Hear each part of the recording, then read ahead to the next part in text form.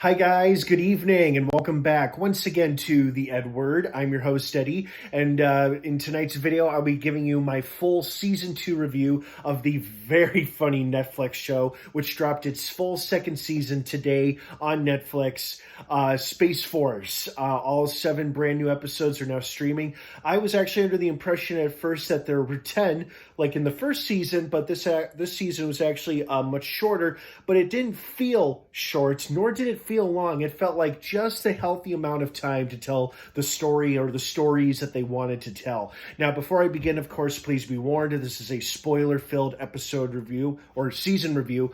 I'm going to be discussing the entirety of Season 2 of Space Force. So if you haven't started it yet, or if you have started it but you're not finished and you're in the beginning, the middle, or getting closer to the end but haven't seen the ending, do not keep watching or listening to this video, as I am going to be dropping spoilers and plot details and all that jazz, or watch this video with extreme caution if you are watching it, no matter what stage in the show you are in. So you have been warned. That being said, let's dive right back into it.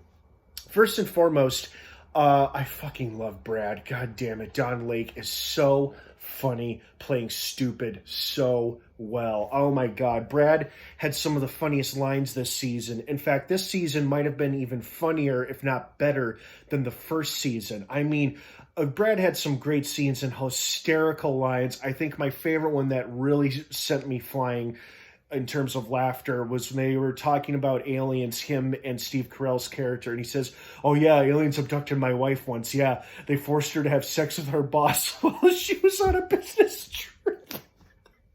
And Steve Carell's like, "Oh yeah, that's what happened, Brad," or stupid shit like that. Oh God, Don Lake is so hysterical in this role. He plays it so well, and there's like this innocence or naivety about him, which makes it even funnier. So, oh God, everybody was funny this season. Everybody got some great lines and some great character moments in.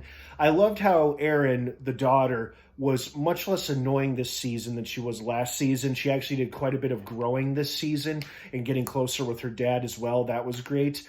I also loved how, even though this was mostly a fairly humorous show and season, they did a pretty good job touching on, I don't know if it's PTSD or just the bad memories of just Angela, the astronaut, experiencing such difficulty readjusting to normal life back on Earth after being in space and stuck with her fellow astronauts and then the Chinese astronauts after the debacle of the end of last season. I'm really grateful for that season recap in the beginning of this show too, because it was a good refresher about everything that went down. And better yet, I loved how they kind of resolved everything with the end of Season 1 in the Season 2 premiere, not only with Space Force continuing on as an operation, as an institution, but that prick general getting booted out of the military as well, because that guy was a dick, which is so funny because Noah Murch usually plays very likable and good-natured and strong-willed characters, but he plays a real prick in this show,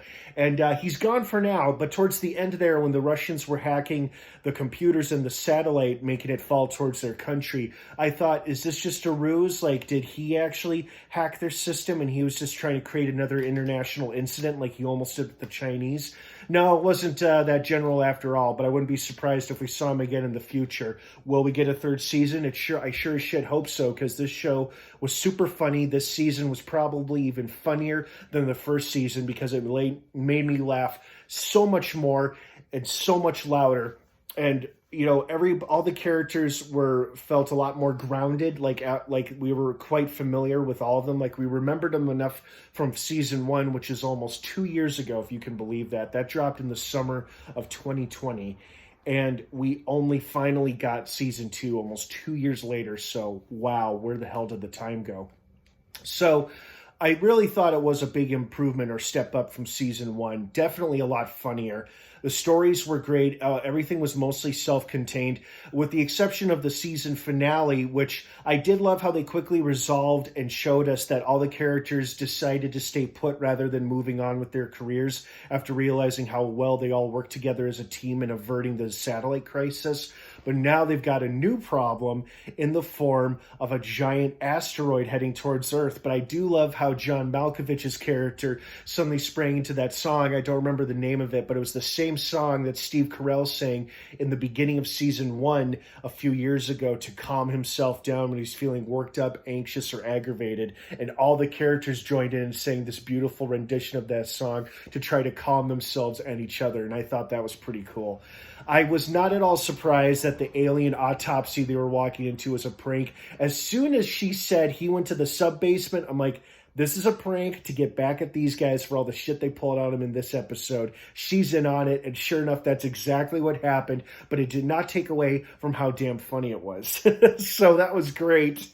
Even Brad, who's normally a clueless idiot, was pretty well in on the prank as well and kept it together up until the reveal there. But that was great. Even though I saw it coming, it was still very amusing and very funny. I do kind of love, I'm both a little annoyed, but kind of love how they trolled us with almost revealing what Lisa Kudrow's character did, the general's wife did, when what landed her in prison. Because they sure as shit didn't talk about it last season. In fact, she was hardly in this season at all, with only a few exceptions here and there. But I love how we almost got it revealed to us during the conversation between Aaron and Patton Oswalt as the astronaut, but they're still leaving us in the dark. We don't know what the hell she did, but the curiosity, the intrigue is what's going to keep me watching the show. Plus, the show is just so damn funny. So I'm definitely going to be watching it for that, but I'm very curious and titillated by that mystery, like what landed her in prison, like what did she do that was possibly so bad. So hopefully time will tell, and hopefully a third season, which hasn't been announced or confirmed yet, will tell us soon in the future as well. But who knows? This show just dropped its second season today, so don't expect season 3 news anytime soon. But I could be wrong. We could get something as early as Monday. But I hope you guys enjoyed this season as much as I did. Did it make you laugh more than season 1 did? It certainly did for me. Oh, God. And then, like, the Chinese delegate episode was super hilarious, too. John Malkovich getting into a fight with that older Chinese scientist who was a denier in the moon landing thing. God, that was funny.